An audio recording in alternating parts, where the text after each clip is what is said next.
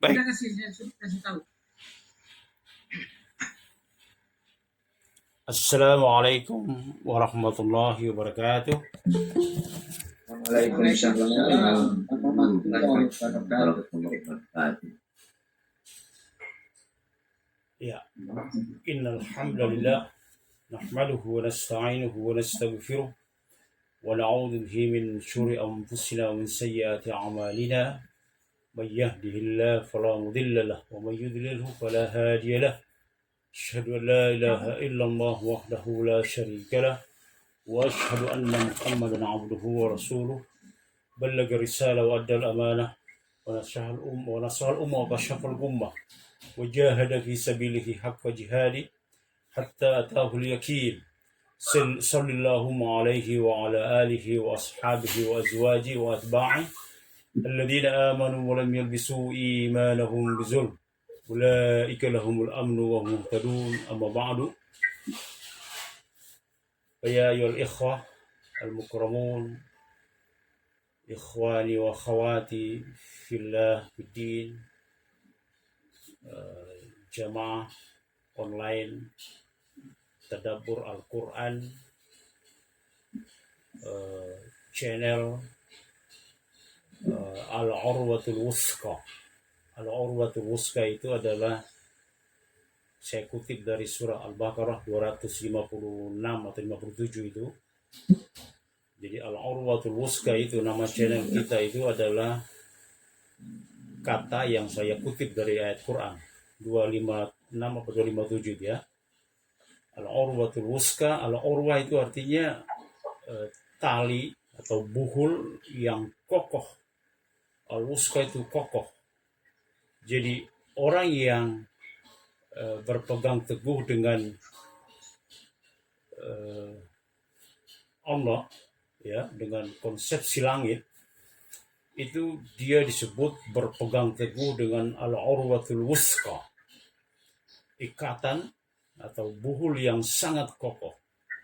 Jadi insya Allah kita hadirin jamaah yang berbahagia, kita jangan pernah ragu terhadap apa yang kita yakini dan kita amalkan dalam keseharian kita, bahwa insya Allah kita dalam hidayah ya, karena kita sudah berusaha mengikuti rambu-rambu petunjuk-petunjuk konsepsi langit.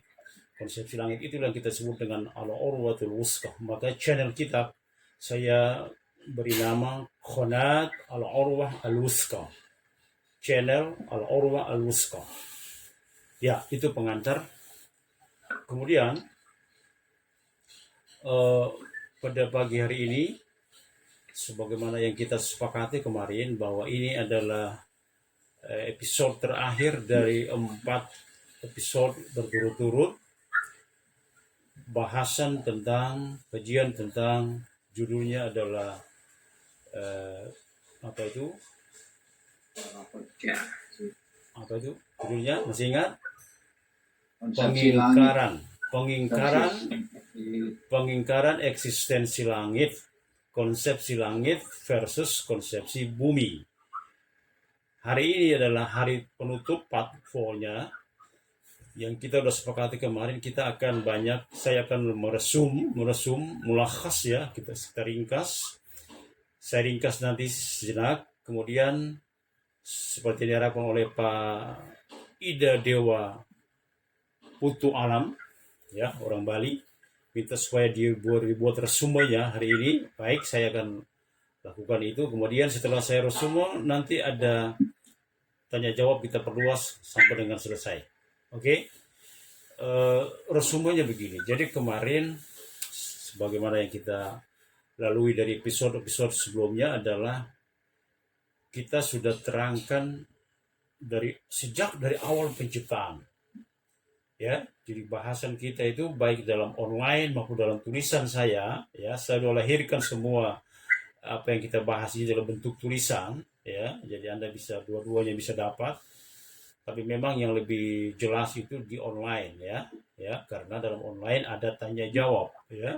Sementara dalam tulisan tidak mungkin saya bikin tanya jawab kan, akan panjang sekali halamannya itu kalau saya buat tanya jawabnya. Nah, dalam tulisan maupun dalam kajian online itu saya sampaikan, saya urut ke belakang ya, saya bikin semuanya ya. Saya urut ke belakang dari mulai awal penciptaan Adam, ya kan, bahkan sebelum Adam, penciptaan Adam, saya urut ke belakang dari awal penciptaan 7 lapis langit dan bumi, ya kan. Ya, saya urut itu, kemudian awal penciptaan Adam, bagaimana dialog yang terjadi ketika Allah mau mensosialisasi gitu ya, ya, mensosialisasi rencana kebijakannya bahwa dia akan menciptakan khalifah, ya, makhluk baru yang fungsi sebagai khalifah, pengganti pengemban amanah di bumi.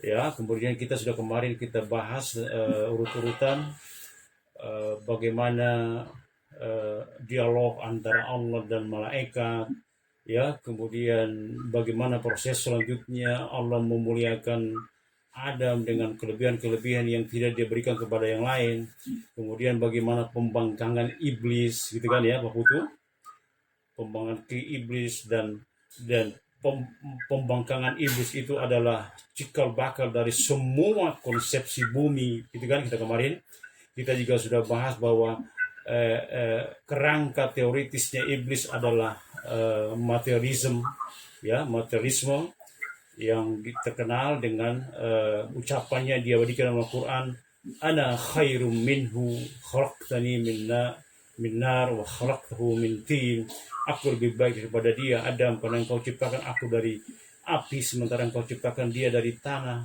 Nah, dua-dua api dan tanah itu merupakan asal penciptaan, dan itu yang menjadi kerangka teoritis berpikirnya iblis, yaitu materialism. Materialism ini yang coba disebar, ya, jadi ketika mereka bertiga, Adam, Hawa, dan iblis disuruh ihbitu itu turun, landing, ya, itu menunjukkan bahwa tadinya mereka tinggal di langit, di surga. Kemudian mereka bilang, Allah katakan kepada mereka bertiga ini, ihbitu minha, landinglah darinya, turun, ya, ihbitu itu turun, berarti dari langit turun ke bumi. Nah, ketika mereka turun masing-masing membawa konsep, Adam membawa konsep langit, ya, kemudian iblis membawa konsep bumi, gitu kan. Nah, di sana terjadi peperangan, jidal, niza, ya, kata orang Arab, yang luar biasa, ya, ketika benturan antara konsepsi langit melawan konsepsi bumi. Konsepsi langit diusung, digawangi oleh manusia pertama, yaitu Adam alaihissalam, sampai dengan turun-temurun. Kemarin saya sudah terangkan Adam, kemudian setelah Adam itu ada putra beliau yang jadi pengganti beliau yang namanya Shis, ya, kita sebut Nabi Shis. Nabi Shis itu tidak ada dalam Al-Quran, dia adanya dalam hadis, ya, namanya disebut dalam hadis. Kemudian setelah Shis itu ada Nabi Rasul namanya Idris. Idris itu adalah, itu suara apa ya? Maaf, ada suara masuk itu, ada suara apa ya? Tolong ya. Itu ada dari itu kelihatannya ya, dari ini ya. Oke. Ya, tolong ya suaranya. Jadi saya ulangi tadi, Adam, kemudian ada Shis anaknya, kemudian setelah Shis ada Idris cucunya Adam, ya kan. Kemudian setelah Idris ada Nuh, begitu kan. Setelah Nuh nih, kita ikuti Quran, setelah Nuh seluruh umat manusia binasa kecuali yang penumpang kapal. Kemudian setelah Nuh itu nanti ada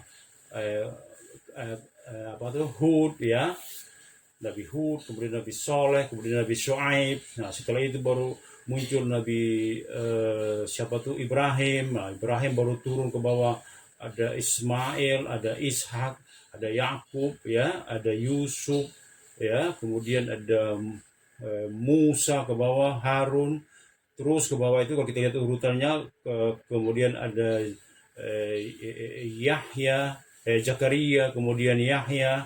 Nah, kemudian setelah Yahya itu nanti ada nabi terakhir dari Bani Israel, yaitu Isa alaihi salam. Kemudian setelah itu baru skenario berubah dari Yahudi berpindah ke Arab, yaitu Muhammad sallallahu alaihi wasallam. Kemarin juga kita sudah bahas urut-urutan periodisasi itu, jaraknya, yaitu dari antara Nabi Nabi Adam kepada Nabi Nuh itu 1000 tahun, ya, 1000 tahun. Kemudian dari Nuh kepada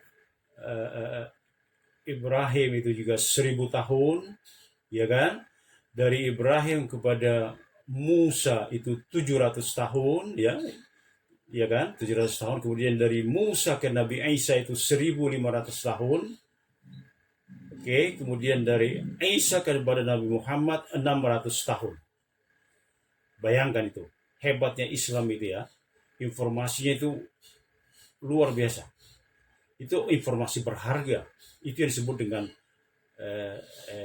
berita-berita gaib yang mustahil seorang Muhammad sallallahu alaihi wasallam yang ummi, yang notabene ummi, tidak bisa baca, tidak bisa tulis, dia bisa tahu informasi-informasi gaib, baik informasi itu yang berhubungan dengan hal-hal yang sudah terjadi.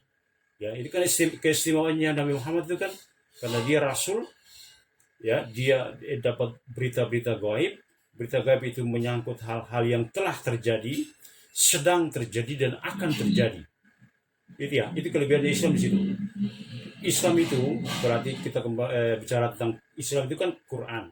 Quran itu bicara tentang masa lampau, starting itu bidayah. Kalau pakai istilahnya Ibnu Katsir itu al-bidayah, starting, memulai. Kemudian Islam itu bicara dari starting sampai dengan ending. Makanya Imam Ibnu Katsir membuat kitab yang sangat terkenal, namanya kitab Al-Bidayatu wan Nihayah. Itu beliau kemukakan di situ rentetan semua yang terjadi mulai dari bidayah. Bidayah itu berarti starting, yaitu awal penciptaan. Bagaimana awal penciptaan menurut Islam? Nah, itu dia bahas itu sampai ya dengan kiamat. Nah, ya kan? Saya katakan begini, saya sebut namanya biar Pak Sugiono sama Pak Putu sama yang lain-lain termotivasi untuk bisa baca kitabnya yang asli. Al-Bidayatu wan Nihayah yang ditulis oleh Imam Ibnu Katsir. Bisa Pak Putu? Pak Ida Dewa Putu Alam? Ya, itu kitab aslinya kalau mau. Ya, jadi gitu. Itu resumnya. Kemudian saya kemarin juga terangkan juga tentang konsepsi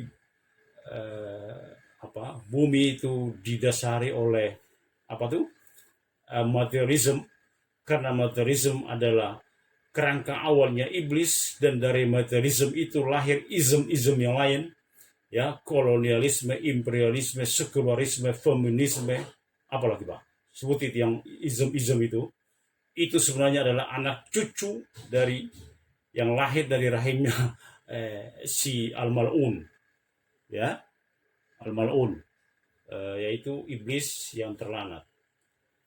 Nah, kemudian kita juga kemarin saya sudah terangkan tentang konsepsi langit itu apa, ya. Konsepsi langit itu yang jelas itu Islam yang di backup, diikat dengan ad-din. Jadi ada dua terminologi yang sangat Halo Pak Dokter, masih bersama kalian? Pak Erwin? Masih Pak Ustaz. Oh ya. Jadi konsepsi langit itu dua cirinya, yaitu Islam dan ad-din, al-Islam dan ad-din. Ya. Jadi al-Islam itu adalah agama. Perhatikan ya. Agama semua alam jagat raya. Bayangkan. Walahu aslama man fis samawati wal ardh.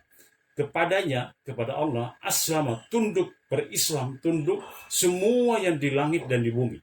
Baik yang berakal maupun tidak berakal. Jadi Islam itu adalah agamanya alam jagat raya. Itu sesuai dengan teks Al-Quran.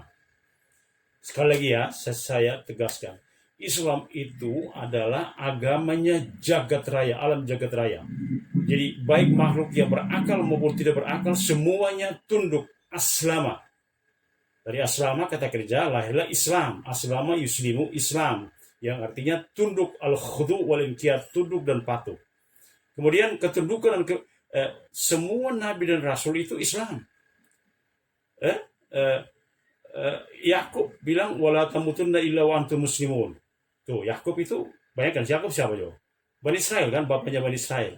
Dia berpesan kepada anak cucunya, kalian jangan sekali-kali mati kecuali kalian itu Islam, muslimun wa antum muslimun. Wala tamutunna illa wa antum muslimun. Balkis mengaku bahwa dia muslim, muslimah. Wa inni aslamtu ma'a Sulaiman rabbil alamin. Itu Balkis, yang seorang kafir tadinya. Tadinya nyembah matahari. Kemudian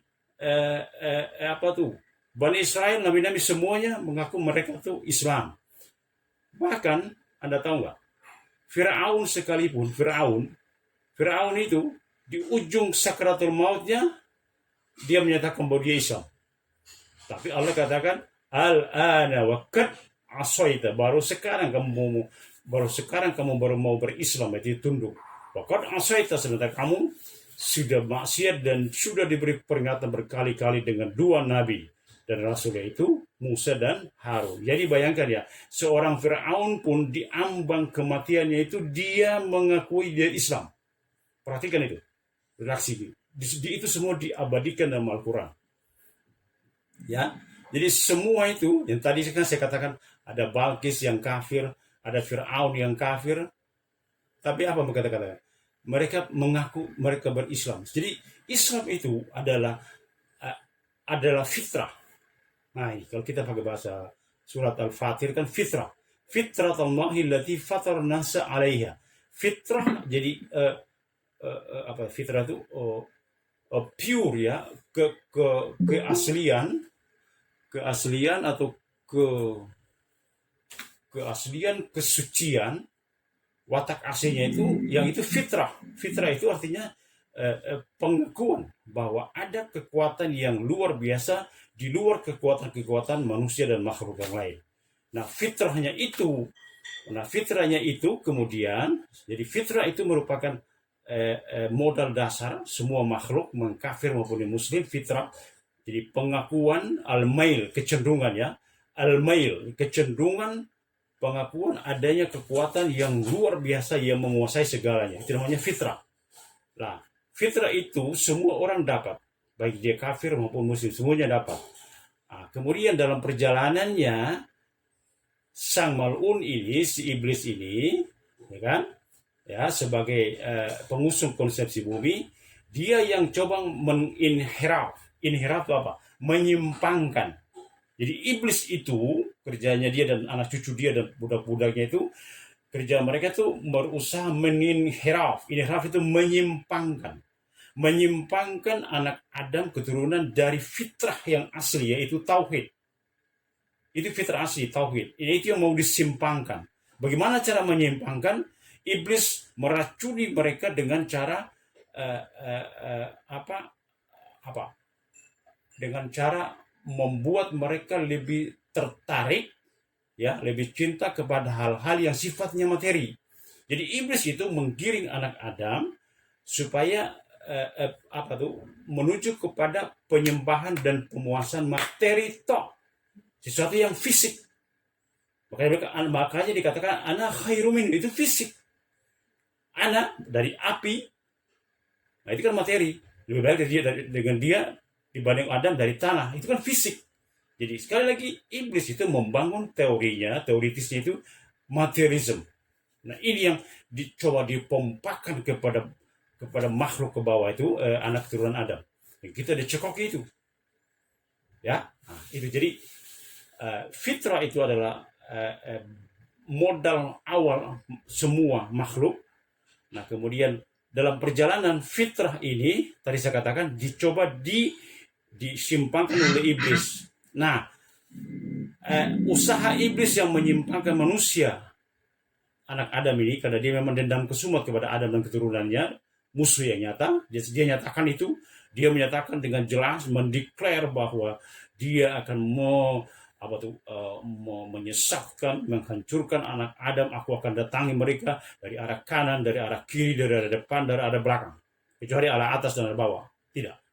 Itu kan sumpah dia. Jadi kita berhadapan dengan makhluk yang sudah bersumpah bahwa kita adalah musuhnya. Bayangkan, makhluk sudah bersumpah bahwa kita adalah musuhnya, sementara makhluknya sendiri nggak tahu diri apa. Perhatikan tuh di jalanan tuh. Kan ada muncul tuh di jalanan yang suka saya bawa, saya sentil itu apa? Sambal iblis, sambal setan. Coba bayangkan. Ya, di jalanan kan ada tuh. Saking gilanya mau pingin jualannya laku, hanya dia pakai nama sambal iblis, sambal setan. Naudzubillah. Emangnya yang dikiranya iblis itu sama setan itu temannya apa? Kamu nyatakan seolah-olah dia teman yang sono. Yang sono itu lagi nunggu cara gimana supaya kamu hancur. Kan salah satu menaklukkan musuh itu kan kita harus tahu dengan siapa kita berhadapan. Lah ini, ya, nggak ngerti dengan siapa dia berhadapan. Padahal yang dihadapi itu adalah musuh bebuyutannya, yaitu iblis. Sementara yang satu ini karena bodohnya, mohon maaf ya, saya katakan bodohnya, awamnya, dia malah menyatakan sambal iblis, sambal setan. Itu kan ungkapan-ungkapan kedekatan. Orang ketika memakai suatu nama, suatu bahasa, katakanlah suatu terminologi, itu kan karena dia senang. Ya, jadi sambal iblis, sambal setan, itu apa, ungkapan apa? Nggak ngerti dengan siapa dia berhadapan. Itu fenomena di lapangan. Yang fenomena itu menunjukkan betapa iblis berhasil mencengkram anak Adam itu sampai dengan hal-hal yang kelihatannya sepele. Tapi sebenarnya itu adalah bagian dari trik. Kita kembali. Jadi fitrah itu kemudian kita sebut disimpahkan oleh iblis, kemudian Allah turunkan para nabi dan rasul yang jumlahnya 124.000 nabi dan 313 rasul. Semuanya itu kalau kita lihat Al-Quran itu, mereka semua berusaha mengembalikan manusia kepada fitrah. Oke, jelas ya, saya ulangi. Jadi ada yang berusaha menyimpangkan dari fitrah, yaitu iblis al-mal'un dengan konsepsi buminya dan budak-budaknya, itu berusaha menyimpangkan anak Adam dan keturunan dari fitrah, sementara langit dengan konsepsi langit yang digawangi oleh semua nabi dan rasul itu berusaha mengembalikan umat manusia ke fitrah. Oke, itu jelas ya, clear ya. Jadi kita tahu itu posisinya gimana sih ke belakang itu, bagaimana ceritanya, kok bisa begini. Nah sekarang ada kelihatan jelas ya gambarannya seperti itu. Jadi ada kekuatan besar yang coba menyimpangkan kita, sementara ada kekuatan besar juga yang coba mengembalikan kita kepada fitrah tadi. Nah fitrah tadi itu yang diikat kemudian dalam perjalanan yang disebut dengan al-Islam wa din. Jadi din itu adalah sistem. Ya, din itu sistem. Kita nggak bisa kalau pakai istilahnya itu melemparkan agama di luar pagar negara. Pagar negara, ya. Perhatikan ini ada saya sebutkan sebuah kalimat ya, sebuah ungkapan. Ciri daripada konsep bumi, ya, sekularisme itu adalah melemparkan agama di luar pagar negara. Perhatikan kalimat saya. Melemparkan agama di luar pagar negara. Itu dalam konteks negara. Dalam konteks pribadi, yaitu gaya hidup seseorang yang melemparkan konsepsi langit agama di luar napas kehidupan dia keseharian. Jadi hidupnya itu kering, kerontang dari nilai-nilai panduan langit. Nah, itu namanya sekularisme. Dan sekularisme itu kita tidak pernah ragu untuk mengatakan bahwa di belakangnya itu adalah iblis. Ya. Jadi saya bawa sebuah kajian dengan judul pengingkaran eksistensi ilahiyah, konsepsi langit versus konsepsi bumi. Kemudian saya coba urut ke belakang, sejarah awalnya bagaimana, perjalanannya bagaimana, masing-masingnya bagaimana modalnya, dan apa yang terjadi di lapangan. Ya, nah, ini disebut dengan sistem adil. Jadi kalau kita bicara ad-din itu bicara sebuah keterkaitan yang tidak mungkin bisa dipisah-pisah. Kalau kita bicara ad-din. Nah, makanya itu memang antara orang yang paham agama dengan orang yang namanya sekularisme itu tidak akan pernah ketemu. Tidak akan bertemu. Kenapa? Karena yang satu pola pikirnya adalah konsepsi langit, yang satu pola pikirnya konsepsi bumi. Tidak akan pernah ketemu itu kayak minyak sama air itu tidak akan ketemu. Dan itulah pertarungan yang sesungguhnya. Ya, pertarungan sesungguhnya di situ. Kebatilan dan al-haq dan batil itu dia bertemu dan berperang habis-habisan di situ. Nah, kita jangan terkecoh dengan semua isem-isem itu. Kita dengan pede, sekali lagi, kita dengan pede mengatakan bahwa kita Islam, kaum muslimin muslimat dengan fondasi Quran dan Sunnah tidak butuh dengan isem apapun yang ditawarkan oleh iblis, mulai dari sekularisasi dan seterusnya isem-isem yang lain. Kita nggak butuh. Iya dong, harus pede dong. Bukankah Allah sudah menjamin dalam surat Al-Maidah, hari ini telah aku sempurnakan kepada kalian nikmatku, al-yauma akmaltu lakum dinakum, din kalian, agama kalian, wa atmamtu alaikum nikmati, dan aku sempurnakan kepada kalian nikmatku. Wa raditu lakumul Islam madina. Perhatikan, wa raditu itu Allah tegaskan, dan aku ridho. Bayangkan, itu tingkat pengakuan yang paling tinggi itu ketika kita mendapatkan ridho. Nah, Allah katakan wa raditu lakumul Islam madina, dan aku ridho Islam menjadi din, Islam menjadi sistem. Jadi kalau Allah sudah katakan Islam sudah lengkap, ya, atmamtu an'amtu, al-yauma akmaltu lakum dinakum wa atmamtu, ya, akmaltu dan atmamtu. Ada dua kata kerja itu, Pak. Kalau kita mau lebih jauh dari sisi bahasa akan panjang, ya. Cuman saya sengaja ambil pendeknya aja. Jadi Islam itu dijamin dengan dua kata kerja, akmaltu dan atmamtu. Walaupun ada bedanya, akmaltu dan atmamtu itu jelas, fix, kamil, sempurna. Dia udah fix, dia nggak butuh izin-izin yang lain. Dan Allah tegaskan, dan aku ridho Islam jadi din kalian, agama dalam pengertian sistem di mana keterkaitan antara semua yang terjadi kita lakukan di dunia dan di akhirat, dia sebuah sistem yang saling terkaitkan. Itu makanya tidak akan ketemu orang yang memahami Islam, yang bertauhid dengan orang sekuler, tidak akan pernah ketemu. Dan disitulah serunya pertarungan yang terjadi. Ya, itu apa saya bilang, resume, ya, mulakhas dari 3 pertemuan kita sebelumnya. Ini kan pertemuan keempat, ya. Jadi mulakhas resume dari 3 pertemuan sebelumnya itu, ya udah yang saya sampaikan dalam kurang lebih setengah jam ini, ya. Itu mulakhasnya. Tentu saja saya yakin dan percaya orang biasanya selalu haus dan biasanya selalu dahaga, tidak terpuaskan dengan pertanyaan, dengan penjelasan. Nah, sekarang saya buka termin tanya jawab untuk lebih mempertajam apa yang sudah bisa buat resumenya. Silakan.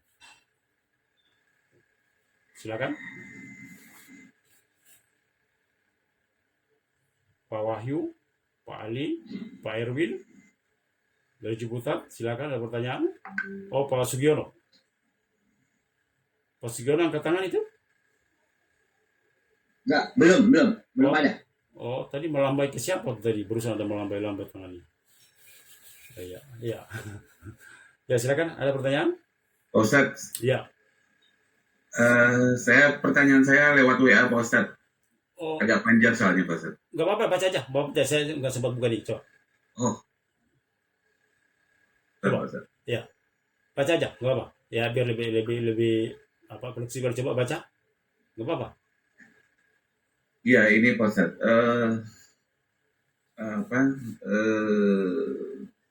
Mohon maaf kalau agak nyimpang dari topiknya. Ya. Yang pertama, apakah Islam yang secara kuantitas saat ini mayoritas itu mengalami keterpurukan dan tidak bisa menguasai peradaban modern, itu ini persepsi saya karena Islam sendiri terpecah-pecah, Pak Ustaz. Ya, Adanya perbedaan interpretasi, pemahaman terhadap hal tertentu. Ya, ambil contoh tentang kunut, musik, jenggot, cingkrang, dan sebagainya. Itu iya, juga berbeda. exactly. Nah, ini apakah dengan fenomena ini Islam akan selalu terpecah dan nggak bisa dipersatukan, Pak Ustaz? Wah, Itu yang pertama, Pak Ustaz. saya jawab Yang dulu, kedua, saya jawab dulu ya. boleh, Pak Ustaz. Ya, nanti lanjutkan yang kedua. Saya jawab satu-satu dulu ya, Silakan, berikan. Pak Ustaz. Tapi ingat, nanti lanjutkan yang kedua. Oke, pertama dulu saya jawab. Pak Erwin, silakan rujuk penjelasan saya dalam eh, eh, kajian YouTube, ya, ada di YouTube yang judulnya eh, Taliban dan Imam Mahdi adalah skenario langit yang mustahil dijegal. Oke? Ya, Pak Ustaz. Itu 10 menitan lebih. Nah, di situ saya sampaikan bahwa saya refer dengan pertanyaan Pak Dokter ini, Islam itu seperti yang Pak Dokter katakan tadi, mengalami hal-hal begini, kemunduran, itu yang disebut dengan kita tuh sakit. Jadi Islam itu sakit, tapi dia tidak mati. Perhatikan, umat-umat yang dulu itu mati. Kaum Ad, kaum Samud, kaum Nabi Nuh, itu selesai, mati. Mati bagaimana caranya? Ya Allah turunkan adab, selesai itu. Oke, kemarin kita sudah bahas itu, ya. Sampai dengan periode Nuh, semua umat manusia di bumi saat itu hancur, selesai. Nah, dimulailah periode baru, Nuh dan seterusnya sampai kita sekarang. Nah, umat Islam itu tidak mati, Pak Dokter. Dia hanya sakit. Ya namanya orang sakit. Nah, itu dia akan fight lagi, dia akan sembuh dan dia akan berkarya lagi. Begitulah Islam. Kalau saya bicara panjang akan tidak cukup waktu ini karena jadi kalau Pak Dokter tanya mengapa Islam itu seolah-olah mengalami kemunduran, iya karena di sana ada faktor internal, ada faktor eksternal. Faktor internal yang tadi Pak Dokter sebutkan tadi, ya tadi kan Pak Dokter sebutkan tuh itu internal. Ada yang eksternal yaitu musuh-musuh Islam itu, ya yang tidak akan pernah selesai, ya tidak akan pernah selesai sampai kalian itu mengikuti gaya mereka. Yang dikatakan oleh Al-Quran, walan tardu ankal yahud walan nasara hatta tattabi'a millatahum. Yahudi dan Nasrani tidak akan pernah ridho kepada kalian sampai kalian mengikuti millah mereka. Tuh, millah itu din sama aja. Walaupun ada perbedaan, ya millah cara hidup mereka, gaya mereka. Jadi, tapi Pak Dokter, satu hal yang perlu kita garis bawahi, yang disebut dengan maju, katakanlah kemajuan peradaban, kemodernan itu sebenarnya kalau kita pakai kacamata Quran, maju menurut kriteria apa? Coba, mari kita berbalik. Ketika kita menilai sesuatu, oh itu maju itu kriterianya apa? Kalau maju tapi mengangkangi, mengkhianati konsepsi langit, tidak sesuai dengan konsepsi langit. Anda rujuk lagi video saya ketika saya bicara video yang paling terakhir, meraih spesifikasi langit.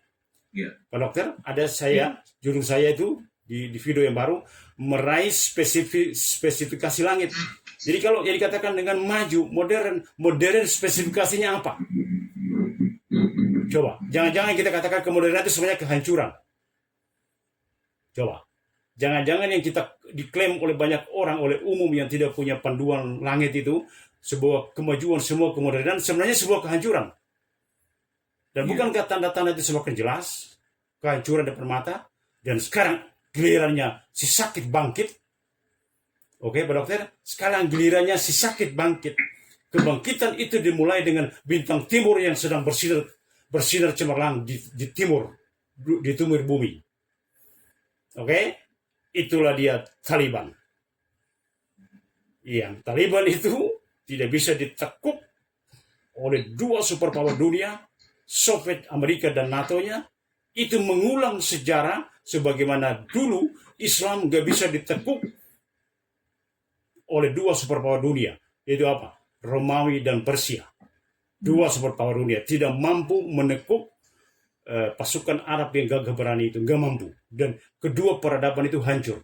Bayangkan Romawi dan Persia yang peradabannya itu ribuan tahun mendahului peradaban Islam yang dibawa oleh Muhammad SAW, itu hancur. Persia hancur. Islam bangkit. Ada apa? Ada apa? Itu yang dikatakan dengan huwallazi arsala rasulahu bil huda wa dinil haq liyuzhirahu ala dini kulli. Dialah yang mengutus rasulnya Rasulullah bil huda dengan petunjuk wa dinil haq dan din agama sistem yang hak. Liyuzhirahu ala dini kulli. Perhatikan nih dokter. Liyuzhirahu, Allah mengutus rasul itu Muhammad dalam hal ini terakhir. Liyuzhirahu ala dini kulli, untuk memenangkan di atas din-din sistem-sistem yang lain, yaitu konsepsi bumi.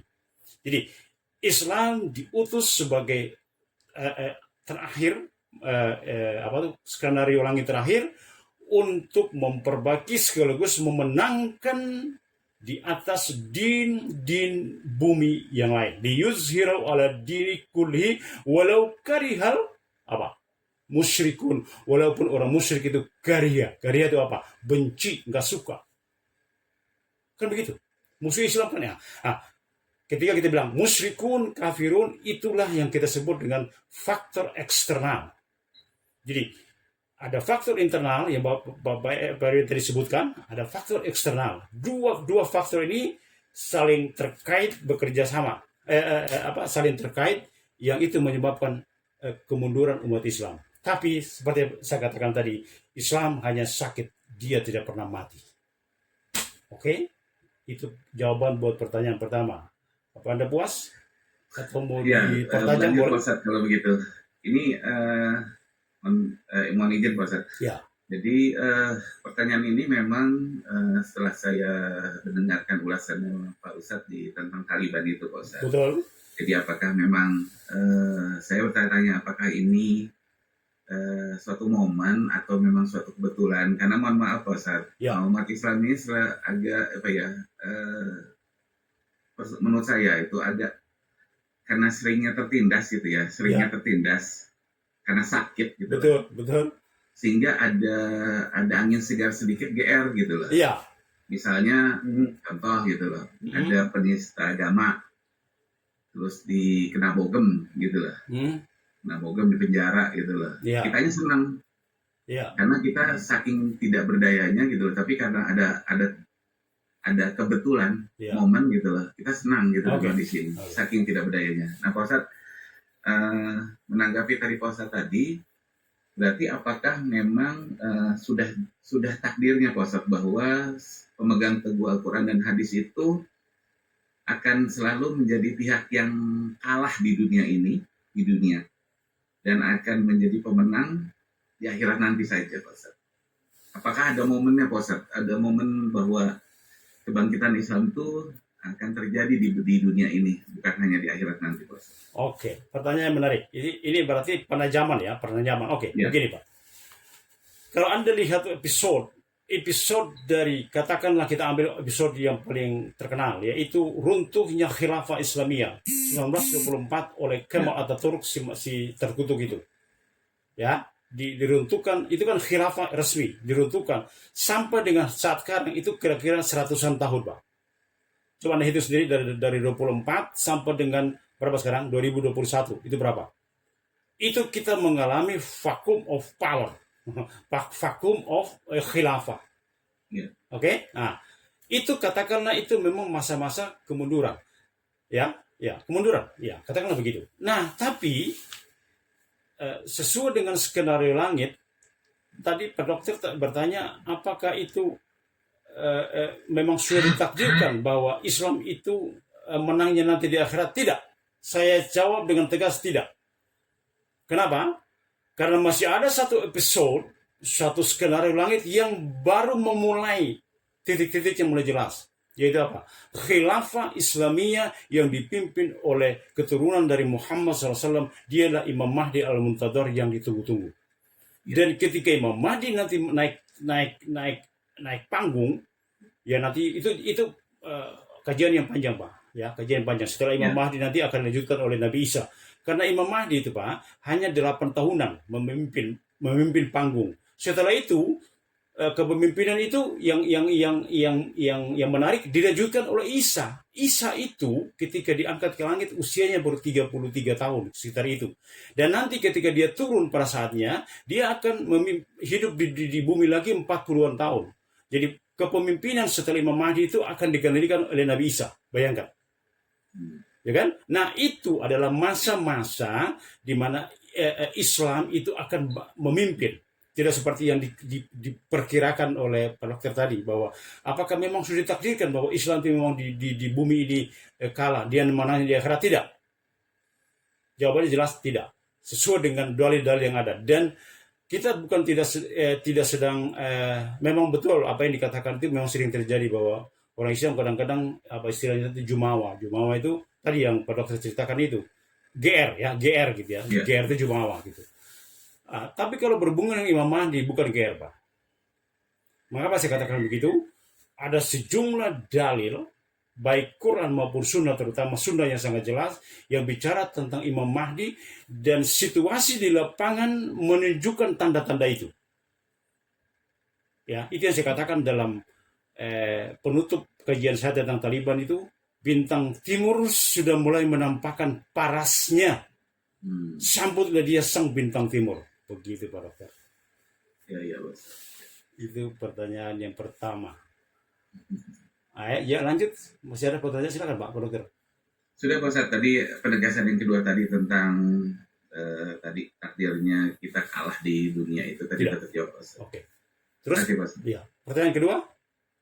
Oh, udah. Ya, Pak Ustadz. Itu tadi. Oh, ya, oke. Itu penegasan tadi. Baik. Itu pertanyaan. Jadi alhamdulillah dengan bimbingan Allah kita mampu menjawab pertanyaan itu ya.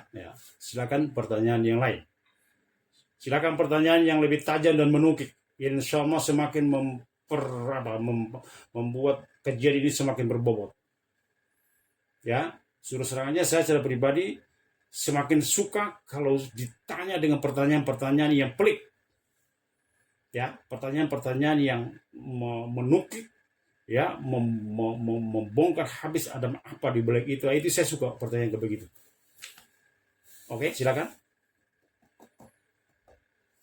Silakan.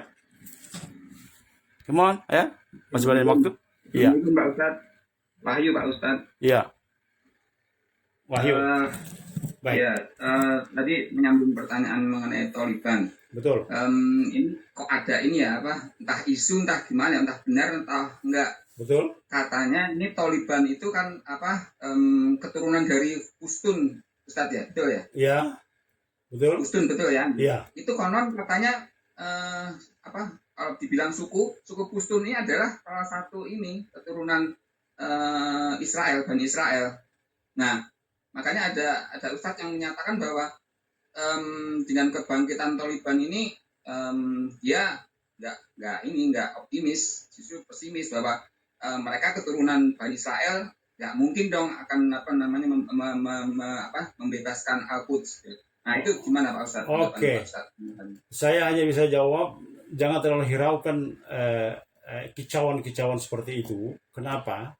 Kalaupun itu Pushtun itu ada faktor Yahudi di sana, tapi yang kita harus mengerti adalah di sana itu banyak faksi. Ya, Bapak harus tahu, di sana itu banyak faksi. Tapi survei membuktikan yang benar itu adalah faksi yang terus bertahan. Gitu loh. Sekarang begini Pak logikanya Pak Wahyu. Kalau di sana ada Yahudi, oke, emangnya mereka itu bukan Yahudi, Pak? Pak Wahyu. Emangnya Amerika dengan NATO-nya itu bukan Yahudi? Mestinya mereka semakin berkibar dong. Tapi buktinya apa? Angkat kaki dengan memalukan. Ayo. Jadi jangan terlalu terusir dengan kicauan-kicauan, tegridat, ya orang Arab bilang tegridat, kicauan-kicauan yang apa tuh, inferior kompleks gitu, kicauan-kicauan yang, ya betul istilahnya begitu ya, minder ya, kicauan-kicauan minder itu nggak usah digubris. Marilah kita sebagai orang Muslim kita berpegang kepada dalil-dalil yang saya katakan dalam kajian itu. Semua hadis yang bicara tentang Imam Mahdi, begitu juga Taliban, itu hadisnya mutawatir. Mutawatir itu adalah derajat hadis yang paling tertinggi, dia number one. Begitu Pak Wahyu.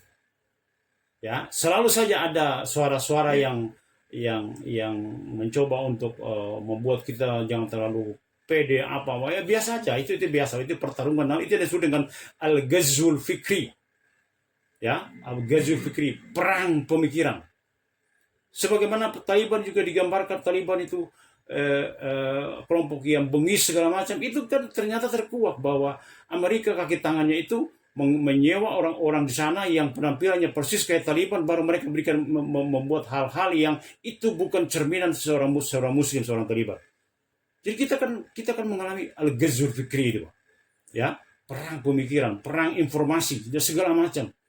Tapi sekarang itu Pak Wahyu, Barat itu kedodoran, keteter menghadapi terbukanya informasi. Bayangkan Pak, suatu peristiwa pada detik yang sama bisa ditonton oleh manusia di belahan dunia mana saja pada detik dan menit yang sama. Bayangkan itu. Kalau Anda live melaporkan sebuah peristiwa, kalau dulu begitu mana mungkin. Dulu kan screening informasi terhadap oleh kekuatan Barat yang represif itu kan bukan main, penguasaan terhadap media massa.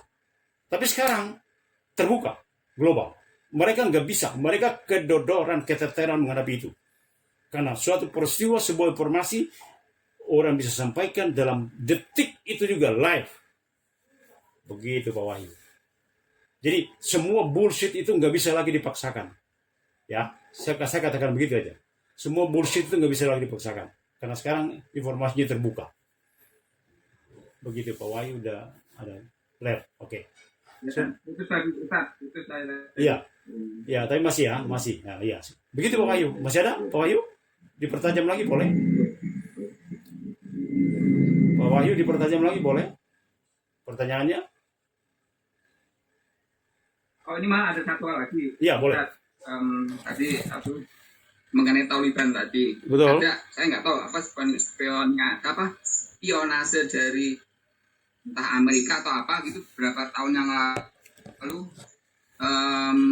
ada mereka menemukan di tempat persembunyian mereka di gua-gua pada waktu bergerilya itu ditemukan kitab-kitab Taurat.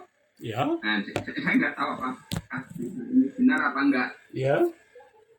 Jadi di gua-gua persembunyian mereka itu ditemukan kitab-kitab Taurat. Iya, oke, itu pertanyaannya. Udah itu, Pak Wahyu udah? Pertanyaannya itu?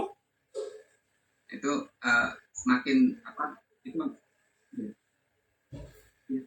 ya itu intinya tadi bahwa membuktikan bahwa mereka itu ada terkaitan dengan Yahudi juga sebetulnya. Nah itu makanya ya kalau alam kita tahu gimana. Iya. Jadi bisa saja Pak Wahyu mereka menemukan Taurat segala macam, bisa saja. Yang jelas begini Pak. Allah itu kan maha tahu. Kita berangkat dari situ ya. Allah itu maha tahu. Maha tahu dengan apa? Maha tahu dengan kebutuhan dan perkembangan zaman. Oke? Maka Quran itu seperti saya katakan tadi, Quran itu bicara tentang starting, bidaya, permulaan, dan dia bicara sampai dengan ending, nihaya. Itu Quran. Nah, kitab yang lain, Pak Wahyu, kitab yang lain sebelum Quran itu, dia tidak bicara seluas itu. Jadi kitab seperti Taurat, Zabur, dan Injil itu disetting muakkatan, itu bahasanya, bahasa ulamanya itu begitu. Muakkad itu apa? Limited, ya limit terbatas. Muakkad itu limited ya, terbatas. Terbatas apa? Terbatas hanya pada zaman dia diturunkan. Nah ya, Taurat, Injil, Zabur dia mulaim, dia cocok, dia bisa menjawab persoalan hidup yang terjadi saat itu. tapi dia tidak disetting untuk menjawab perkembangan laju ilmu pengetahuan yang begitu hebatnya di abad umat Muhammad ini, terutama abad 19-20 ya katakanlah begitu, 19-20 itu kan perkembangan sains begitu hebatnya. Nah, perkembangan sains yang begitu hebat itu tidak mampu diimbangi oleh apa? Kalau Anda baca tulisan saya tentang konsep ini kan ada jelas kan saya katakan situ. Gereja alias Kristiani itu barat, Pak, kedodoran, Pak. Kedodoran mengimbangi laju perkembangan sains yang begitu cepat bergerak. Maka saya singgung dalam tulisan saya itu bagaimana seorang Galileo itu dihukum sampai dengan hukum tahanan rumah di penjara. Ya, gara-gara dia mengatakan bahwa bumi ini bulat. Jadi kalau orang bergerak ke arah barat, ya berlayar ke arah barat, maka dia akan balik lagi ke arah timur karena dia pada hakikatnya adalah muter.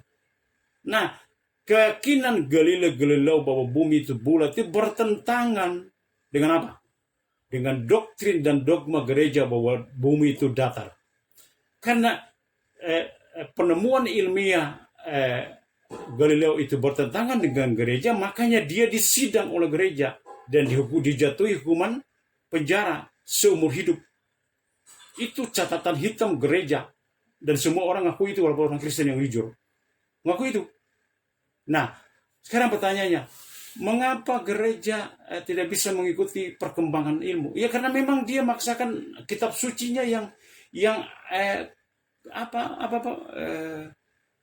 kadaluarsa ya. Kitab suci yang kadaluarsa, Pak. Kitab suci yang disetting hanya untuk zaman itu. Dia nggak disetting untuk menjawab perkembangan ilmu yang begitu hebat. Dia nggak disetting untuk itu. Nah, mereka orang Kristen itu, orang Yahudi Kristen itu memaksakan untuk ngotot dengan kitab sucinya. Akhirnya apa? Kedodoran. Berapa banyak pendeta-pendeta mereka yang tidak bisa menjawab pertanyaan-pertanyaan kritis dari jamaahnya sendiri. Betul kan Pak Wahyu? Berapa banyak itu pendeta yang pertanyaannya mereka nggak bisa dijawab. Itu baru berhubungan dengan konsep ketuhanan, yaitu Trinitas. Mereka nggak bisa jawab. Mereka di situ juga bingung. Akhirnya mereka bilang, ya udah jangan terlalu banyak tanya, percaya aja. Nah, itu percaya aja itu disebut dengan dogma. Dogma itu hal-hal yang Anda harus imani walaupun Anda tidak bisa mengakalinya, melogikanya. Logikanya nggak terima, tapi Anda harus imani. Itu dogma. Islam bukan dogma. Oke, Pak Wahyu, Islam bukan dogma. Tidak. Dia mengajak bicara, mengajak orang menggunakan logikanya. Tapi logika yang sehat. Bukan dogma. Gitu, Pak. Coba Anda baca lagi tulisan saya itu. Yang panjang itu tentang konsep yang kita bahas ini. Itu sebenarnya sudah jawab itu. Ya, jadi sekali lagi kan saya terangkan dalam tulisan saya itu kan mengapa semua ruwet ini kemudian dialamatkan kepada Islam. Jadi protesnya para ilmuwan, katakan kan saya bahas namanya Karl Marx itu dia bilang agama itu seorang sosialis, dia bilang agama itu candi bagi rakyat. Ya karena yang dipahami agama itu adalah Kristen. Makanya saya bilang, bayangkan kalau seorang Karl Marx itu mempelajari Islam. Ya kan? Bagaimana kalau seorang Stephen Hawking, ilmuwan Inggris yang kemudian hijrah ke Amerika dengan teori The Big Bang itu, Nazariyatul Infijaril Adim, teori ledakan dahsyat Big Bang itu ditemukan di katakanlah abad 20. Sementara Islam 14 abad lebih yang lalu sudah bicara tentang The Big Bang. Coba bayangkan kalau seorang Stephen Hawking yang sangat sangat sinis terhadap agama, dan bahkan dia katakan Stephen Hawking itu dia bilang dengan teori The Big Bang-nya, dia bilang beragama adalah perilaku primitif. Itu komentarnya Stephen Hawking yang mati dalam keadaan seorang ateis. Dia bilang beragama itu adalah perilaku primitif. Mengapa? Primitif karena yang dia lihat adalah Kristen. Dia ngomong begitu, beragama itu primitif. Iya, karena yang kamu nilai agama itu adalah Kristen. Coba kalau kamu buka Quran menantang membuka peluang. Ayo bicara ilmiah. Quran bicara tentang ruang angkasa. Quran bicara tentang the Big Bang. Quran bicara tentang laut, isi laut, perut bumi. Quran bicara semua itu. Dan itu ilmu pengetahuan yang semua penemuan-penemuan itu baru terkuat di abad 1920, 14 abad lebih yang lalu Islam sudah bicara. Begitu Pak Wahyu. Wah, saya jadi semangat nih neranginnya. Ya, Pak Wahyu? Halo? Pak Wahyu? Pak Wahyu? Oh, ya. Pak Erwin masih, Pak Erwin? Masih Pak Ustaz. Ya, begitu Pak. Jadi itu jawaban buat Pak Wahyu dan yang lain juga kamu ya. Ya, silakan, ada pertanyaan lain? Iya Pak Ustadz. Siapa nih? Ustadz. Siapa nih? Johnny Alfonso. Oke, Mr. Johnny Alfonso. Oke. Iya. Seperti kita ketahui bahwa sebenarnya dogma gereja dan dogma orang-orang Yahudi itu yang sebetulnya mereka yang sebenarnya awal yang menyatakan bumi itu datar. Dengan pemikiran mereka yang pada waktu itu seolah-olah itu memang itulah dia. Nah, namun sekarang itu dibalikkannya, diputarbalikkannya oleh mereka. Ya. Seolah-olah yang menyatakan bumi datar itu adalah orang-orang Islam yang sekarang ini. Itu begitu hebatnya Yahudi dan Nasrani. Oh iya. Iya. Ya. Makanya bukan disebut Yahudi kalau tidak pandai memutar balik fakta. Iya. Bukankah mereka terkenal di Quran? Memutar balikin fakta. Memutar balik fakta itu Pak. Bahasa Qurannya bilang yuharrifunal kalim an mawadi'ah. Itu bahasa resmi Quran Pak ya. Yuharrifunal kalima an mawadi'ah. Itu artinya memutar balik apa? Nah, itu fakta. Baik itu fakta yang berbisi dengan kebenaran, kitab suci maupun fakta-fakta ilmiah yang lain. Itu mereka jagonya putar balik. Gitu. Jadi aksi tipu-tipu, aksi bohong-bohong. Oh, jagonya. Begitu, Pak. Enggak tahu kata siapa tuh, Pak. Syairnya siapa tuh? Oh, jagonya gitu, Pak. Syair siapa tuh, Pak Sugiono? Wah, nggak tahu saya. Oh, mestinya nyambung itu. Saya udah klik dikit itu apa namanya istilahnya itu? Puzzle-nya itu. Ngomong kebenaran, ngomong aksi tipu-tipu. Oh, jagonya. Ayo, siapa yang bilang gitu? Wah. Kurang dengar. Iwan Fals. Siapa, Pak? Iwan Fals. Nah, itu Iwan Fals, Pak. Pak Sugiono harus belajar dengan Pak Erwin. Itu Iwan Fals yang ngomong itu. Kita lihat syairnya ya. Oh, jagonya. Tuh, jago tipu-tipu, Pak. Jago pencitraan. Dan jago tipu-tipu, jago pencitraan itu adalah anak buahnya sang Lucifer. Lucifer itu, Pak, iblis. Konsepsi bumi itu jagonya. Jadi bukan Yahudi, Pak Joni. Bukan Yahudi kalau nggak jago nipu-nipu, Pak. Iya, betul. Begitu, Pak. Jadi, ayo umat Islam. Pedelah dengan agamamu. Yakin, jangan pernah ragu. Begitu dong, kajian kita harus membawa kita pada satu titik bahwa kita semakin yakin dengan agama kita. Tidak pernah ragu. Karena dari hari ke hari, dari waktu ke waktu, semakin terkuak bahwa memang mereka itu bullshit semua.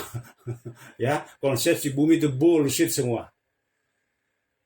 Ayo. Pada akhirnya kan liyuzhirahu ala dini kulli.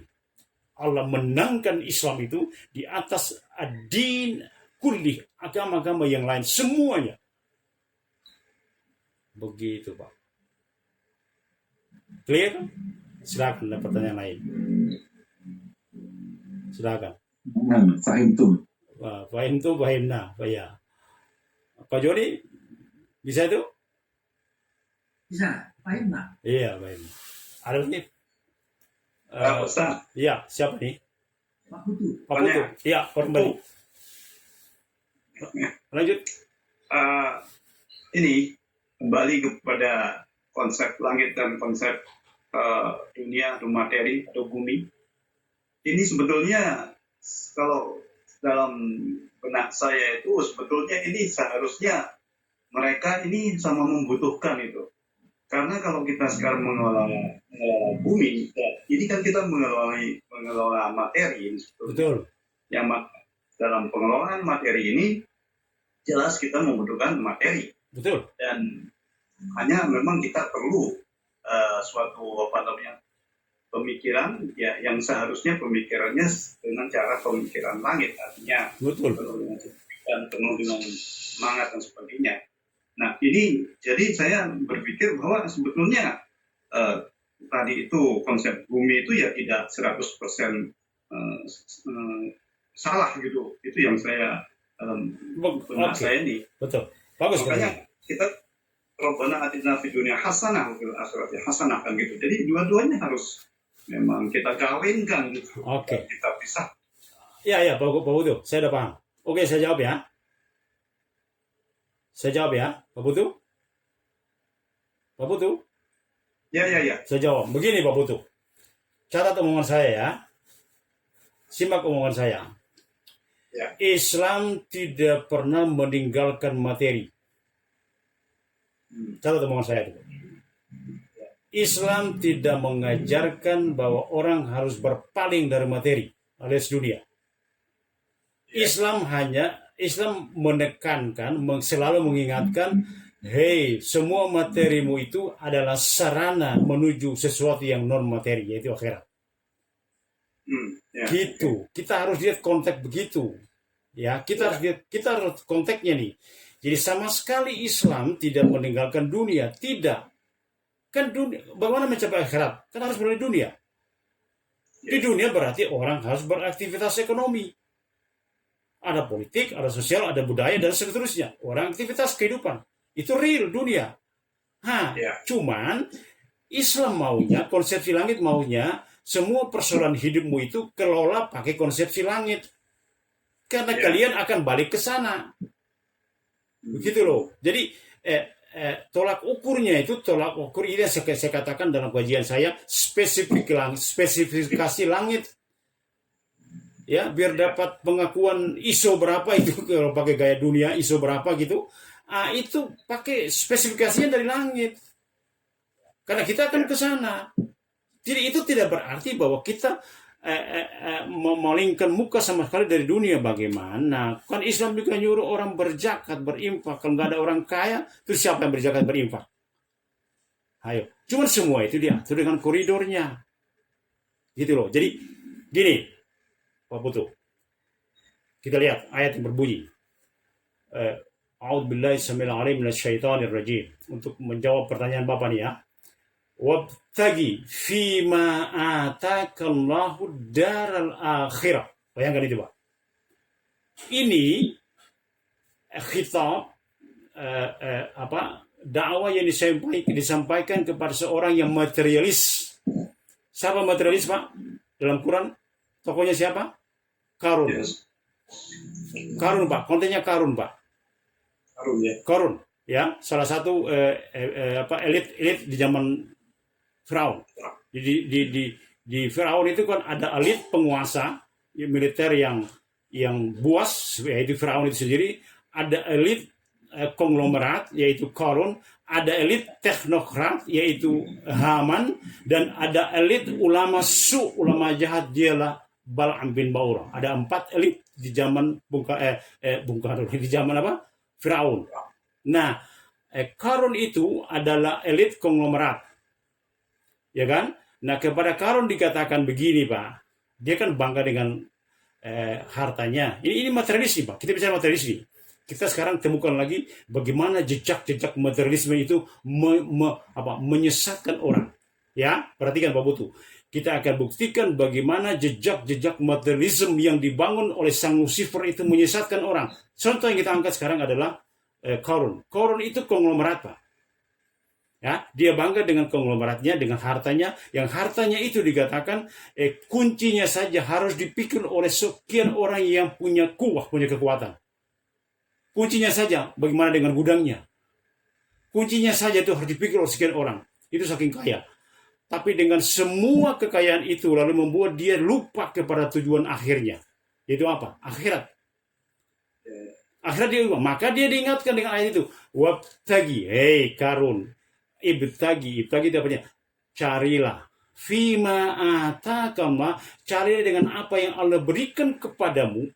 Berupa harta itu. Kalau kontennya Qarun. Kalau kita sekarang kontennya bisa harta bisa macam-macam. Carilah ikan apa yang Allah berikan kepadamu, ad-daral akhirah, negeri akhirat. Kemudian, perhatikan. Jadi, carilah dengan apa yang Allah berikan kepadamu, negeri akhirat. Tapi, ujung ayat itu bilang apa? Wala tansa nasibaka minad dunia. Tapi kamu jangan lupa nasibmu, bagianmu dari dunia. Itu artinya apa? Mencari akhirat, jembatannya lewat dunia. Jadi, makanya saya katakan tadi di kalimat saya, Islam tidak meninggalkan dunia. Islam memberi pengertian yang hakiki bahwa dunia adalah wasilah. Dia hanya sarana. Tujuan akhir endingnya adalah nihayanya adalah akhirat. Nah, jangan tertipu dengan materi. Kalau itu tertipu dengan materi. Jadi apa tertipu dengan materi itu, Pak? Menjadikan sarana sebagai tujuan. Oke, catat omongan saya. Yang namanya tertipu itu, Pak, menganggap sarana sebagai tujuan. Begitu kan? Materialis.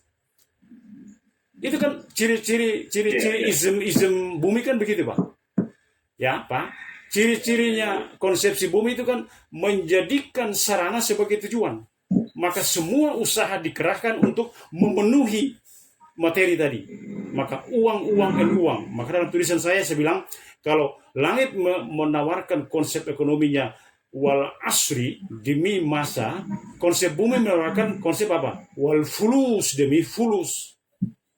Time is money, gitu kan? Itu kan konsep ekonominya barat kan begitu. Time is money, waktu adalah uang. Sementara kurang bilang demi masa, mereka bilang demi fulus. Jadi yang satu wal asri, yang satu wal fulus. Got it? Betul? Jadi, oke, saya tambahkan dikit penjelasan saya. Perhatikan Pak Putu. Islam juga tidak berarti kemudian tidak mengakui hal-hal yang benar dari bumi. Perhatikan kalimat saya. Tidak berarti juga kemudian Islam menutup mata dari semua hal-hal positif. Ya, katakanlah itu bukan dari kalangan Muslim. Katakanlah itu dari konsep bumi. Apa dasarnya? Begini, Pak. Hal-hal yang positif itu diteruskan. Mari kita lihat. Ini saya tambah asik, tambah panjang dia. Kita lihat. Seorang Balkis, Anda tahu Balkis? Apa itu? Balkis. Wanita yang memimpin negeri Sabah di zaman Nabi Sulaiman. Balkis. Dia punya kelebihan yang itu diakui oleh Quran. Apa itu? Dia kalau sebagai pemimpin tertinggi, dia kalau memutuskan suatu perkara, dia nggak mau putuskan sendiri, dia akan ajak orang yang satu untuk bermusyawarah. Dan itu dia berikan dalam Al-Quran. Dan itu direspek oleh Islam. Dia juga bilang sama dia ketika Sulaiman mengajak dia dan satu kerajaan itu untuk masuk Islam, dia kasih kan yang satunya bilang, ya udah kita lawan aja Sulaiman itu, kita kan punya kekuatan, punya hebat, punya segalanya, kita lawan aja.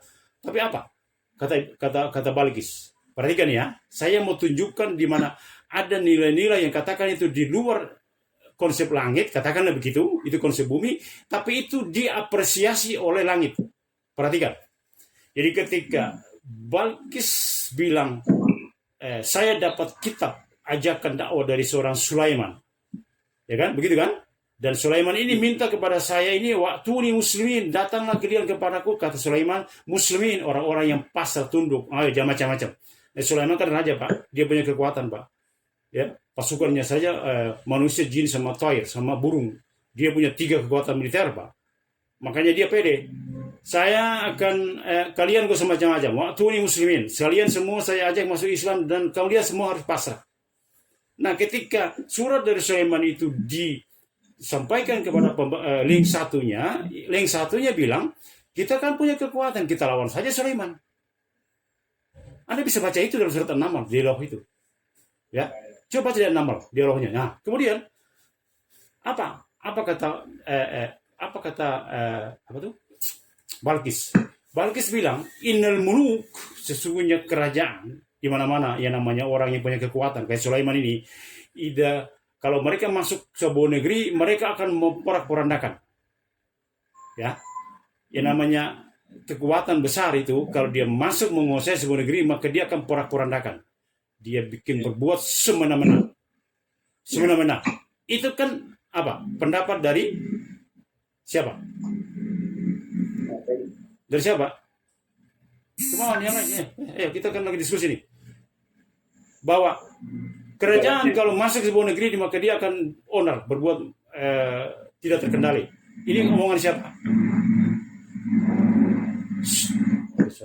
Omongan siapa? Halo, yang lain, omongan siapa nih? Omongan Balkis, Pak. Tahu nggak? Kan Sulaiman nyuruh mereka nyerah.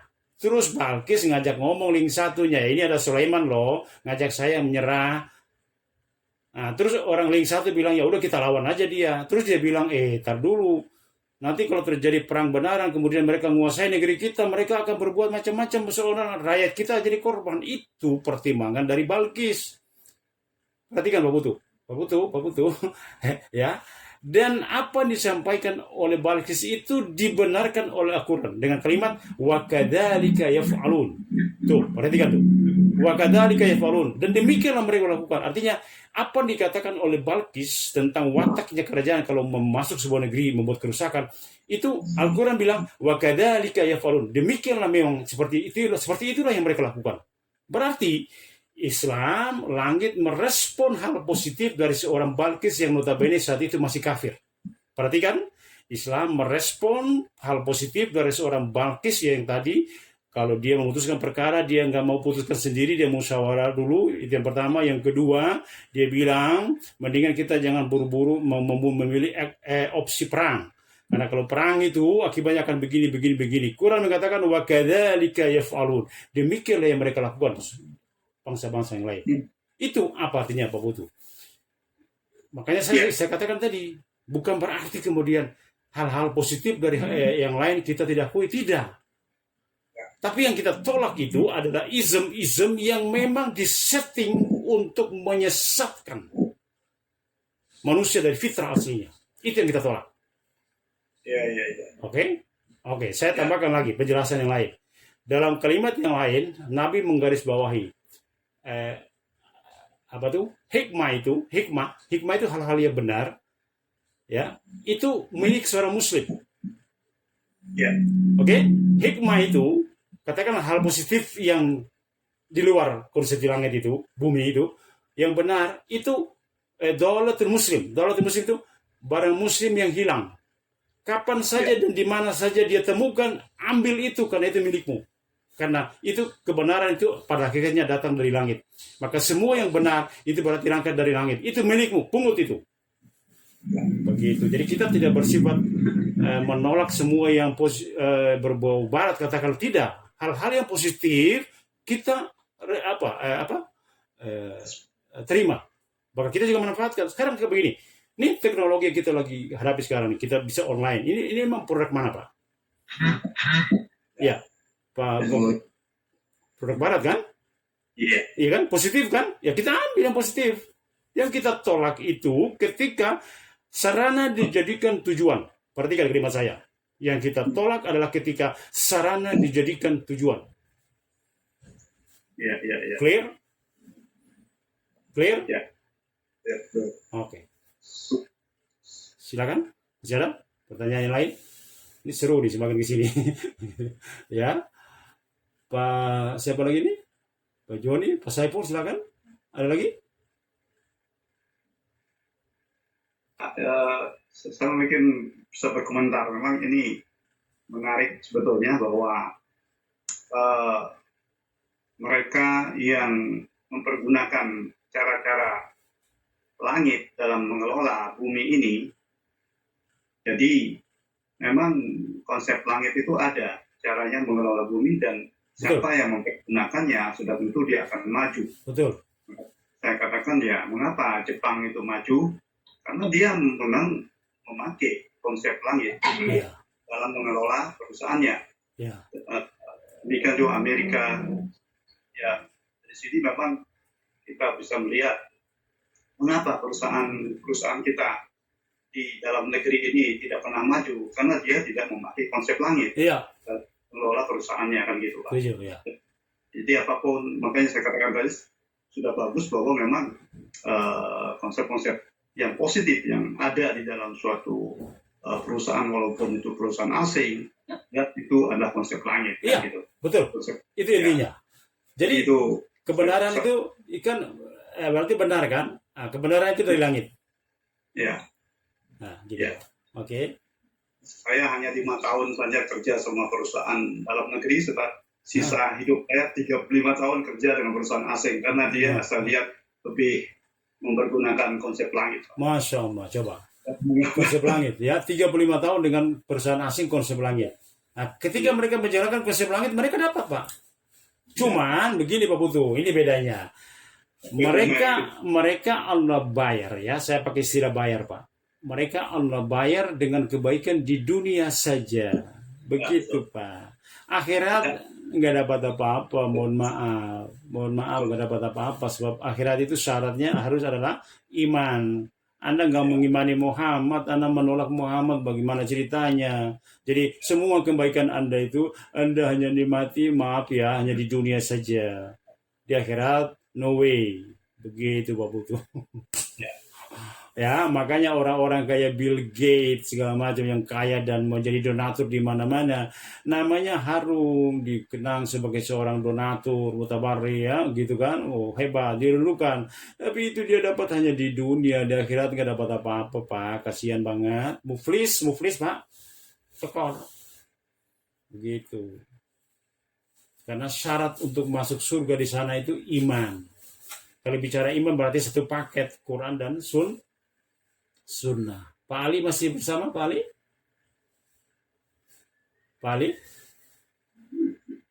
Pak Ali masih bersama? Halo, orang Ciputat masih? Pak Wahyu masih? Masih Ustaz, masih. Oh iya, alhamdulillah. Masih. Begitu. Ya, masih Ustaz. Iya, siap. Masih. Begitu, Pak. Ya. Ini sebenarnya terus terang aja, semakin kita pertajam pertanyaan dan ulasan, itu semakin asik. Makanya kalau saya ikutin ini Pak, ini sebenarnya bukan episode penutup Pak. Malah saya buka pintu baru untuk masuk kepada yang lebih panjang lagi. Kalau saya layani pertanyaan-pertanyaan dari penanya tadi. Kalau saya ikutin alurnya itu, oh ini bukannya penutup Pak, malah tambah panjang Pak. Ya, tapi ya oke lah, kita masing-masing punya kesibukan ya. Ada keterbatasan. Tentu saja saya yakin ya namanya dahaga, haus ilmu itu tidak akan katakanlah tidak terpuaskan. Itu wajar. Dengan tidak terpuaskannya dahaga keilmuan memotivasi kita untuk terus belajar. Begitu ya? Ya. Insya Allah nanti ada hal-hal yang kurang jelas, dan makanya saya katakan, saya juga ngomong dalam forum ini, saya katakan kajian-kajian saya yang sekarang saya batasi dalam 10 menit sampai dengan 15 menit itu saling terkait. Ya, saling terkait satu sama lain. Nah, kenapa terkait? Kita kan bicara din, kita bicara sistem. Ya kan? Jadi kajian-kajian saya itu saling terkait antara satu sama lain. Satu kesatuan. Dia tidak akan mungkin dari satu kesatuan itu, karena itu adalah din. Ya. Nah, maka karena ini bagian dari dakwah, maka peran dari antum semua ini juga kita harapkan dalam rangka menyebar dakwah itu kepada semua lapisan. Karena seperti yang saya sampaikan, dakwah adalah hak semua orang. Hak loh. Hak dia, kewajiban kita. Oke? Dakwah itu hak semua orang. Jadi ada hak, ada kewajiban. Objek ini hak mereka. Kita, kewajiban kita untuk menyampaikan. Maka sebar. Demikian kajian kita pada pagi hari ini. Ada yang mau usul terakhir? Ada Pak Ustadz. Oh iya, silakan.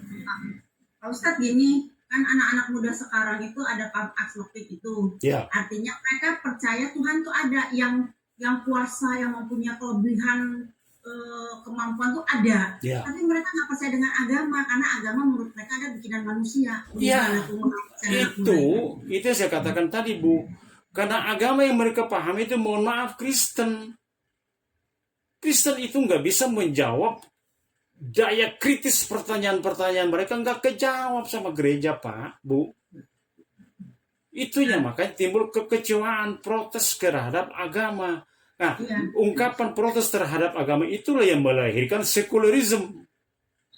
Begitu, Bu. Tapi ini Pak, maaf Pak, bukannya maksudnya bukan anak-anak muda Kristen aja, sekarang orang-orang anak-anak yang punya orang tuanya Islam, kan dia berarti Islam tuh. Iya, betul. Berarti seolah-olah dia secara keturunan dia Islamnya. Tetapi mereka sudah mulai terpengaruh dengan pernyataan itu. Iya. Tanya kok kamu bisa percaya kayak gitu. Kalau saya suka lihat ituan mereka ya, chatting-chattingan mereka kayak gitu, serem sekali Pak. Bagaimana kita yang generasi yang akan datang ini kalau sampai sebegitu pola pikir mereka, agama itu bikinan manusia, itu menakutkan sekali. Jadi mereka tidak ateis, Pak. Iya. Tapi yang disebut dia agnostik. Mereka percaya Tuhan, tapi dia tidak percaya agama aja nggak apa-apa. Iya, oke. Siapa? Gini Pak. Itulah, Bu, akibat dari gencarnya apa yang kita sebut dengan al-ghazwul fikri, psych war, ya, psych war, ghazwul fikri, perang pemikiran, perang konsep. Jadi generasi kita yang disebutkan oleh Bu Dharma tadi itu, orang Islam yang mengaku Islam itu kan hanya jadi korban dari al-ghazw, sementara tidak ada kesadaran untuk mempelajari agama. Ini kan kajian ini kan bagian dari usaha mempelajari agama. Akhirnya karena mereka sangat rentan dengan serbuan-serbuan al-ghazw fikri itu, mereka jadi korban, ya kan? Nah, kenapa mereka bilang agama itu buatan manusia? Ya iya, karena itu tadi, Bu. Agama, ini masuk agama ini siapa? Kristen, Bu, bukan Islam. Anda baca tulisan saya saja, yang jelas bukan Islam. Kan begitu saya tegaskan. Agama apa yang disinisin? Oke, agama apa yang tempat ibadah mereka sepi, ditinggal dan dijual kepada jamaah yang lain? Agama apa yang pembesarnya itu kedodoran? Ya kan? Ya, yang mengikuti laju perkembangan ilmu. Agama apa yang pemukanya itu mati argumen, tidak bisa jawab? Agama apa? Coba. Makanya saya bilang yang jelas bukan Islam. Karena Islam justru menantang. Afala ta'qilu? Coba Pak. Betul kan Pak Putu? Apa kalian nggak berakal? Afala tatafakkarun? Apa kalian nggak berpikir? Ya. Gitu kan? Apala tatafakkarun? Apa kalian nggak berpikir? Jadi Islam mengajak orang tuh, mainkan nih rasiomu. Rasio yang benar itu, memainkan rasio yang benar itu akan nyampe kepada kebenaran yang benar. Afala ta'qilun, apalagi nggak berakal? Begitu Pak.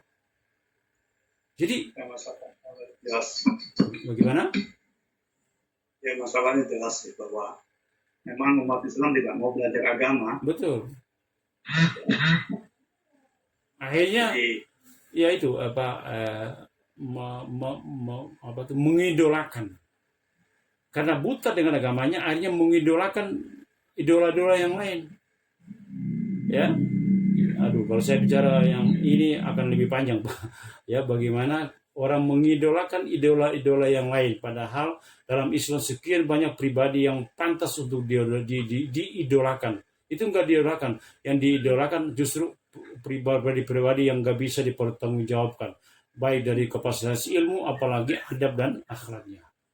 Begitu Bu Yoni. Jadi ya makanya Bu Dharma Pak gini, mungkin nanti untuk yang akan datang kan kejadiannya di remaja rata-rata yang untuk remaja Islam pun terpengaruh, berarti kan ada pencucian otak. Padahal dalam Islam sudah, mereka kan harus paham bahwa dari segala segi sudah punya ada aturannya, mau tidurnya, mau makannya, mau apa, kita punya aturan yang komplit kan. Betul. Nah bagaimana kita ini yang sebagai yang tua, terutama Pak Ustadz kan biasanya karena ada wadahnya tuh, apakah ada pembicaraan bagaimana menghadapi keadaan di Indonesia ini seperti ini, remaja-remajanya dengan MUI-nya atau Kementerian Agama, ada nggak pembicaraan khusus ke sana? Mungkin kita dibahas untuk yang akan datang kali Pak Ustadz waktunya ya. Makasih Pak Ustadz. Iya, oke Bu. Jelas ada Bu. Ya Bu. Jadi gini Bu, kita juga prihatin dengan situasi, tapi juga jangan apatis, jangan putus harapan. Ya, yang Ibu sebut tadi kan hal-hal yang negatif. begini. Tapi kita juga harus berbesar hati karena di sana di tengah yang ngaco-ngaco itu, di sana ada pesantren-pesantren yang konsisten mengajarkan Quran dan Sunnah. Di sana ada tahfidz, di sana ada generasi muda dibimbing kepada hal-hal yang benar, yang dijauhkan dari al-ghazwul fikri, pengaruh-pengaruh negatif ya, teknologi segala macam, globalisasi yang negatif. Di sana ada pesantren, di sana ada lembaga, ada Muhammadiyah, ada yang lain-lain lembaga-lembaga dakwah itu, yang semuanya bergerak untuk apa? Mengembalikan fitrah manusia kepada tauhid, kan begitu. Ya, jadi oke, kita prihatin dengan situasi yang ada, tapi kita juga tidak berputus asa. Yang penting kan saya sampaikan kemarin. Ayo, lakukan semua dengan kemampuan Anda. Anda mampu sebagai apa? Anda harus punya share. Kita semuanya harus punya share terhadap dakwah. Jangan kalah dengan seekor burung hudhud. Itu intinya. Hudhud saja mau ngambil bagian dalam dakwah. Nih, seekor burung yang beratnya lebih dari 1 kilogram. Tapi perhatikan Bu, dan semuanya yang hadir dalam kajian online ini, dengan peran seekor hudhud itu satu negeri Sabah itu masuk Islam. Bayangkan. Oke? Itu poinnya. Hudhud, seekor burung, peran dia itu apa? Mengislamkan Balkis kerajaannya. Balkis bilang aslamtu ma'a Sulaiman. Rabbi inni dhalamtu nafsi wa aslamtu ma'a Sulaiman. Bayangkan itu. Pada akhirnya itu Balkis ketika dia merasa bahwa dia enggak ada apa-apanya dibanding dengan Sulaiman, dia bilang, Rabbi inni dhalamtu nafsi, ya Rabbku ya Tuhanku, aku selama ini memimpin rakyat itu zalamtu nafsi, menzalimi diriku. Wa aslamtu, dan saya berislam, tunduk bersama Sulaiman. Bayangkan, hudhud mengislamkan satu negeri. So, where are you, man? Okay. Aina nahnu minhum, kata ulama. Aina nahnu minhum. Di mana kita dibanding dengan mereka-mereka itu yang punya peran? Where are you, man? Gitu, Pak. Ya, Bu? Ya, makasih Pak Ustaz. Ya. Oke. Demikian kajian kita, benar dari Allah, salah dari diri kami. Kita tutup dengan kafaratul majlis. Subhanakallahumma bihamdik, asyhadu an la ilaha illa anta, astaghfiruka wa atubu ilaik. Assalamualaikum warahmatullahi wabarakatuh. Waalaikumsalam. Baik, saya undur diri dari udara. Waalaikumsalam. Ya, ketemu lagi nanti insyaallah bagian melanjutkan dengan bahasa Arab, ketemu lagi nanti hari Rabu. Oke ya, semuanya saya pamit ya, sekali lagi.